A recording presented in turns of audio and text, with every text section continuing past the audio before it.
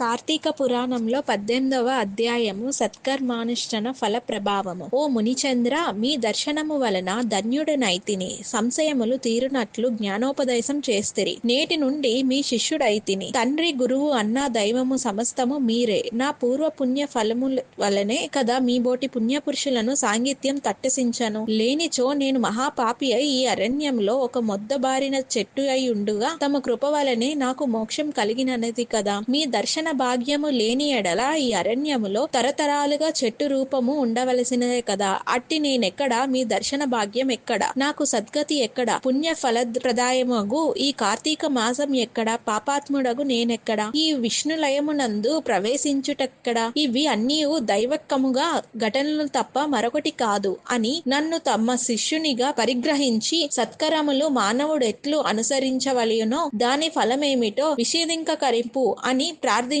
ఓ ధనలోభ, నీవడిగిన ప్రశ్నలన్నీయు మంచివే. అవి అందరికీ ఉపయోగార్థమైనటివి కనుక వివరించదును. శ్రద్ధగా ఆలకింపుము. ప్రతి మనుజుడును ఈ శరీరమే సుదీర్ఘమని నమ్మి జ్ఞానశూన్యుడగుచున్నాడు. ఈ భేదము శరీరమునికే గాని ఆత్మకు కాదు. అట్టి ఆత్మ జ్ఞానము కలుగుటకే సత్కారములు చెయ్యవలెనని సకల శాస్త్రములు ఘోషించుచున్నవి. సత్కర్మ నాచరించిన వాటి ఫలము పరమేశ్వరాప్తిమ మోనరించిన జ్ఞానం కలుగును. మానవుడే జాతివాడో ఎటువంటి కర్మలు ఆచరించిన వలనో తెలుసుకొని అటువంటివి ఆచరింపవలను. బ్రాహ్మణుడు అరుణోదయ స్నానం చెయ్యక సత్కరములు ఆచరించినను వ్యర్థమగును. అటులనే కార్తీక మాసం నందు సూర్య భగవానుడు తులరాశిలో ప్రవేశించుచుండగాను, వైశాఖ మాసములో సూర్యుడు మేషరాశిలో ప్రవేశించుచుండగాను, మాఘ మాసములో సూర్యుడు మకర రాశి ఎందుడుగాను, అనగా ఈ 3 మాసముల ఎందునున్న తప్పక నదిలో ప్రాతకాల స్నానం చెయ్యవలెను. అట్ల స్నానం ఆచరించిన దేవార్చన చేసిన ఎడల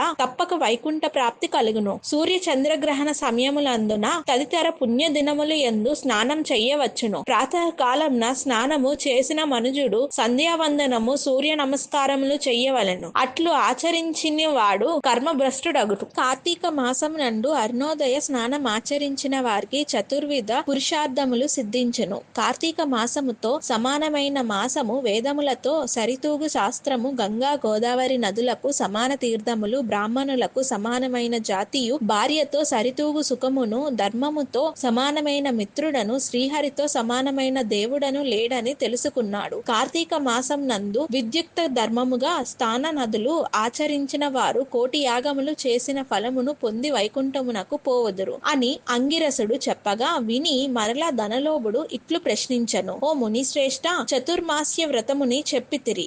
ఏ కారణం చేత దానిని ఆచరించవలెను? ఇది ఎవరికెవరైనా ఈ వ్రతమును ఆచరించి ఉన్నారా? ఆ వ్రతం యొక్క ఫలితమేమి? విధానమేమిటది? సప్తస్మరంగా విషాదింకకరపుడని కోరెను. అందులకు అంగిరసుడు ఇట్లు చెప్పెను. ఓయ్ వినుము. చతుర్మాస్య వ్రతం అనగు శ్రీ మహావిష్ణువు మహాలక్ష్మితో ఆషాఢ శుద్ధ ఏకాదశి దినమున పాల సముద్రంన శేషపానుపై చేయించి కార్తీక శుద్ధ ఏకాదశి నాడు నిద్రయుండి లేచెను. ఆ 4 మాసములకే చతుర్మాస్యమని పేరు. అనగా ఆషాఢ శుద్ధ ఏకాదశి, శయన ఏకాదశి అనియు, కార్తీక శుద్ధ ఏకాదశి, ఉత్తన ఏకాదశి అనియు. ఈ వ్రతమునకు చతుర్మాస్య వ్రతమును అనియు పేర్లు. ఈ 4 మాసములలో శ్రీహరి ప్రీతి కొరకు స్థాన, దాన, జప, తపది సత్కర్యలు చేసినచో పూర్ణ ఫలం కలుగును. ఈ సంగతి శ్రీ మహావిష్ణువు వలన తెలిసి కొంటిని కనుక ఈ సంగతులు నీకు తెలియజేయుచున్నాను.